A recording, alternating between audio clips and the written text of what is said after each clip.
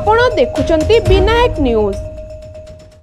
ढेंकानाल कैबल्य बजार स्थित सिद्ध बलराम जीव मंदिर आज आषाढ़ मासर हरिशयन बड़ एकादशी नीति पालन कर प्रातः समय मंगल आरती महास्नान वस्त्र तुलसी हार और फूल हार बल्लभ भोग लगी कर सकाल 10टा समय खेचुड़ी भोग मध्याह्न अन्न धूप संध्या बेले आरती रात्र धूप परी एकादशी बेढ़ा महादीप मंदिर उपरकू उठिब एवं रात्रे मंदिर पहड़ पड़िब।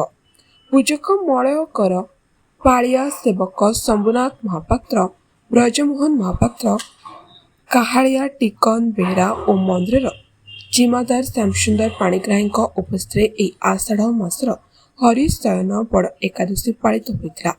Dhenkanal Shubham Panik report Vinayak news. आज प्रभुंर बड़ एकादशी नीति सका श्रीमदन मोहनकर माजेणा हो नुआ वस्त्र पिंधि प्रभु मुखसिया प्रभुंर सका गोपाल बल्लभ सूर्य पूजा गोपाल बल्लभ सब नीति बर्तमान भक्त को दर्शन हो सका धूप दीपर धूप सरला प्रभुंर राति आज महादीप उठ एकादशी बेढ़ा परिक्रमा कर सारा विजय प्रतिमा मदन मोहन तापर प्रभुंर महादीप आज उठ। विनायक न्यूज चैनल टी भल लगुले लाइक कमेंट सब्सक्राइब और शेयर करने को जेपरि न भूलंती।